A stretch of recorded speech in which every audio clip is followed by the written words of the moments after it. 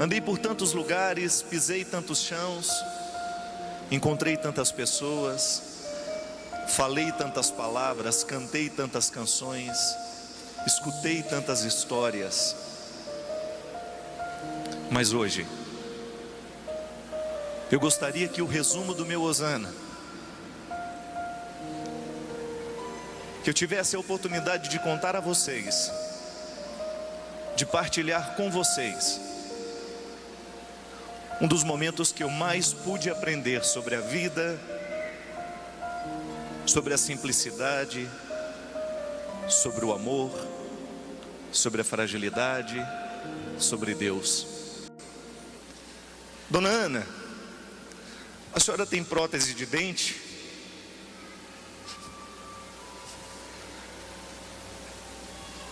Eu nunca na minha vida vou esquecer o olhar dela para mim naquela hora.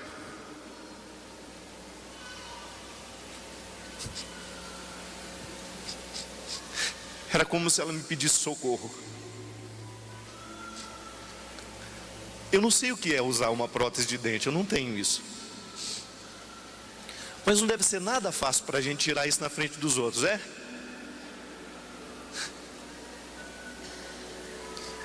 Não deve ser nada fácil. E não é à toa que eu estou contando isso para vocês não, viu gente? Aí naquela hora, a Rose, uma amiga minha lá de Taubaté, que estava com a gente desde o início do processo.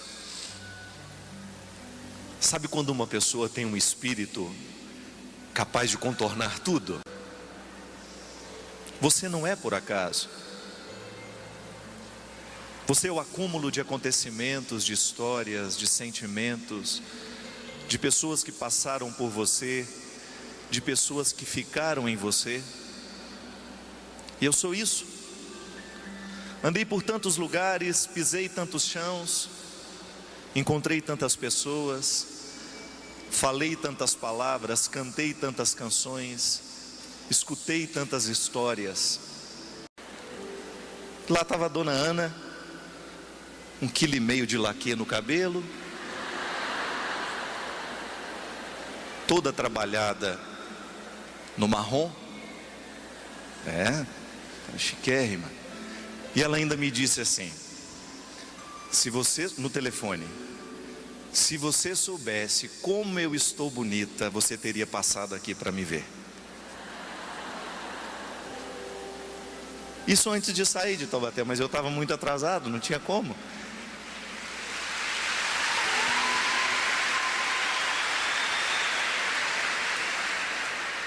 E aí eu disse assim para mas isso eu não tenho dúvida. Eu não tenho dúvida que a senhora vai está muito bonita. Você fica humilhado como cidadão, no momento que você vê que a sua cidade não é como poderia ser, que você não tem o direito de sair de casa depois de algumas horas, ou em algum momento do dia ou da noite, você tem que acorrentar a sua casa, você tem que encher-se de grades, porque a violência bate à porta da sua casa o tempo todo.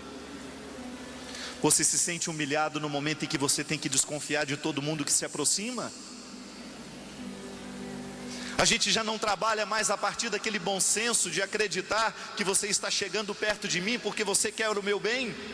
Ela quer ficar em pé, ela quer isso, quer aquilo, ela não consegue dormir, ela não consegue comer. E eu cheguei lá, apavorado, que eu precisava viajar naquele dia à tarde. Meu Deus, como é que eu vou conviver com isso agora? Porque naquele tempo em que eu parei, minha gente, eu fiz tudo aquilo que eu não sabia fazer. Sabe, dar comida na boca, ajudar a ir para o banheiro, ajudar as coisas mais elementares da vida da minha mãe. Eu nunca precisei cuidar da minha mãe assim. Eu nunca precisei viver esse processo da humilhação com ela. Já tinha vivido outras humilhações, dificuldades da vida, isso, aquilo, mas aquele momento de humilhação física foi a primeira vez que eu vivi com ela. E aí entro no testemunho que eu gostaria de dar para vocês. No mês de outubro, numa quinta-feira, estava saindo de casa para vir gravar o programa Direção Espiritual um pouco mais cedo, porque no outro dia eu precisaria estar em Belém do Pará.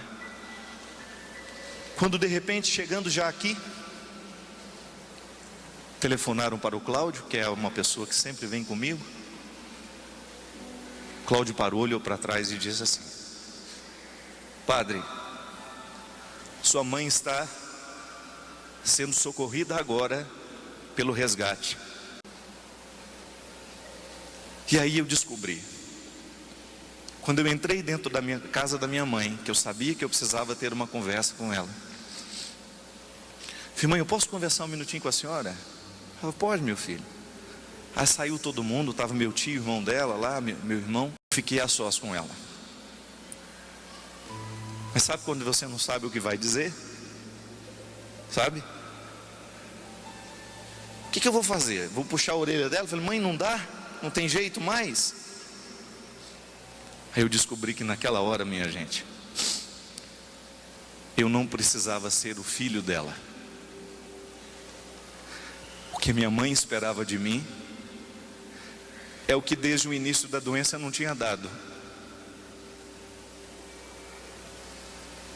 meu coração de padre. Fui filho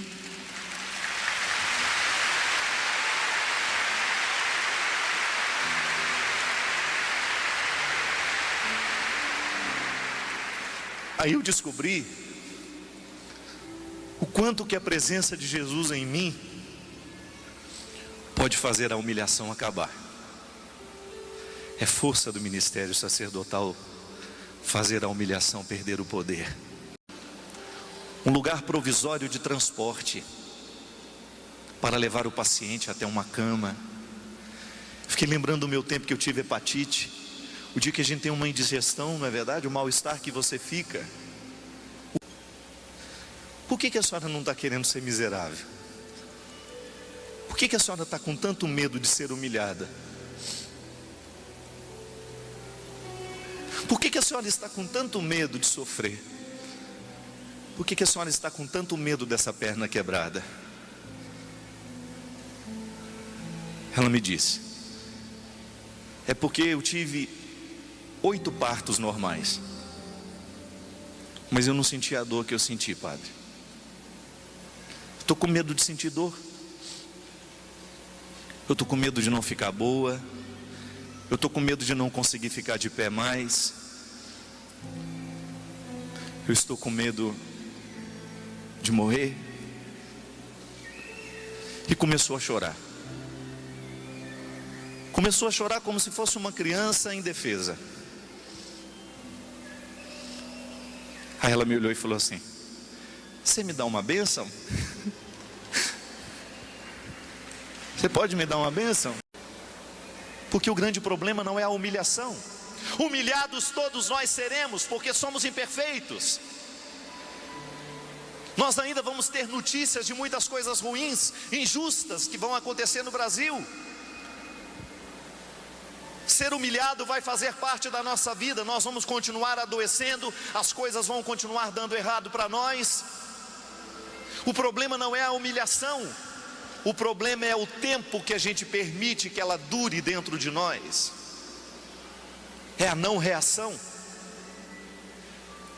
E é neste momento que você percebe o quanto é importante reagir na hora da humilhação, porque senão a vida não será possível para nós. A vida nos humilha, minha gente, as situações nos humilham. Mas há uma beleza na palavra humilhar e ser humilhado. É voltar a ser humus, voltar ao chão, de onde tudo pode recomeçar. Ah, mas não tem problema nenhum, dona Ana, isso é coisa fácil de resolver, não é? E aquele olhar de socorro para minha mãe, para mim, se voltou para a Rose, que imediatamente fez o procedimento, tirou. A minha mãe pôs a mão na boca, que ficou envergonhada na frente de todo mundo. Eu fiquei paralisado, gente, eu não consegui nem para frente nem para trás. Aí foi entrando para o centro cirúrgico. Ela virou e falou para mim assim: eu estou me sentindo tão feia agora. Eu falei assim: não, mãe, isso vai passar. Fica tranquila, vai passar. Ela foi, fez a cirurgia, voltou. A primeira semana foi terrível, um sofrimento danado para nós, por causa da muita dor, ela muito pesada, a dificuldade de levar, o perigo também, porque a osteoporose dela está lá. A gente não pode brincar com a situação, ela não pode nunca mais cair. Qualquer movimento que a gente tem com ela tem que ser muito cuidado. Aí fiz um pacto com ela, que eu até contei no meu programa, um pacto de autoridade afetiva, né? Lembra? Que quando você descobre que você tem autoridade afetiva sobre alguém, você não pode negligenciar esse dom. Se o outro escuta, se ele acredita no que você fala, você não pode negligenciar esse dom. Você não pode usá-lo de qualquer jeito. A minha mãe acredita em mim. A minha mãe, eu acho que é a pessoa que mais acredita no meu sacerdócio.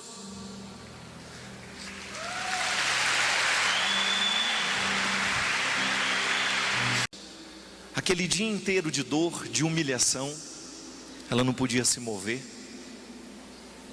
A gente acompanhando todo aquele processo de dor, de sofrimento. A vida difícil demais para ela e para todo mundo que estava do lado. E todas aquelas humilhações que fazem parte da enfermidade. Minha mãe é uma mulher cheia de pudor. De repente o corpo fica exposto a todos os enfermeiros, não é assim? A doença faz isso. Aquele processo de desprender-se, de deixar que o outro cuide, e eu percebendo que aquilo era doído para ela. Fiquei pensando, eu tenho o poder de absolver pecados. A minha igreja confiou essa missão.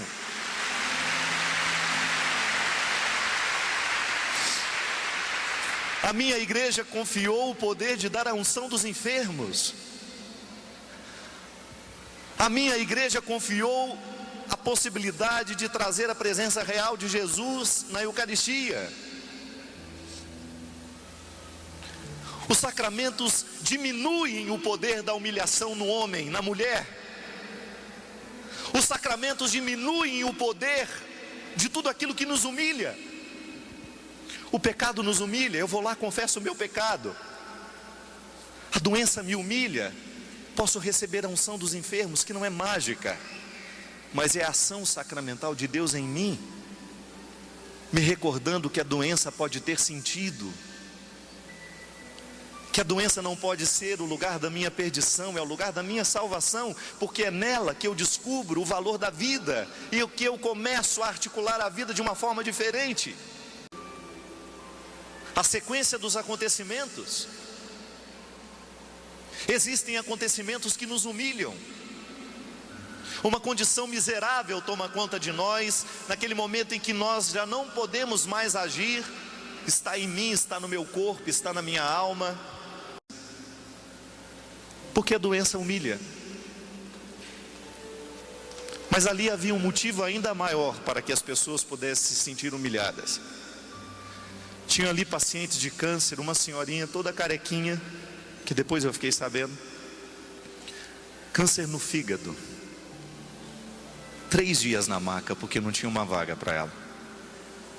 Na maca, gente, até para quebrar a velha tá chique. Em espiral ela quebrou.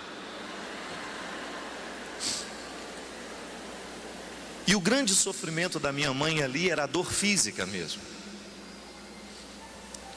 Levamos ela para o Hospital São Lucas, onde ela ficou internada, tão muito bem cuidada. E aí começou o processo. E ali naquela hora, sentado diante da minha mãe, sem saber o que dizer a ela, porque as minhas forças de filho já estavam esgotadas. Eu já estava até percebendo que eu não era a pessoa mais indicada para ficar do lado na hora da fraqueza. Eu segurei na mão dela. Eu falei: mãe,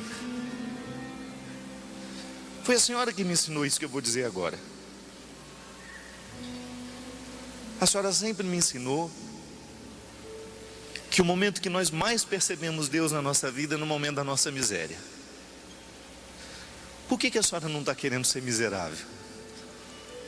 Por que a senhora está com tanto medo de ser humilhada? Por que a senhora está com tanto medo de sofrer? Por que a senhora está com tanto medo dessa perna quebrada? Está feliz? Fez toda uma lataria nova?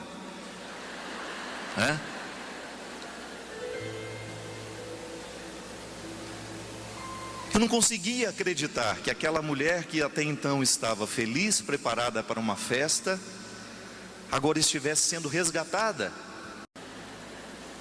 Era a dona Ana. Quando eu me aproximei, segurei na mão dela. Quando eu olhei para aqueles olhos que até então estavam tão felizes, eu percebi que tinha muita dor ali.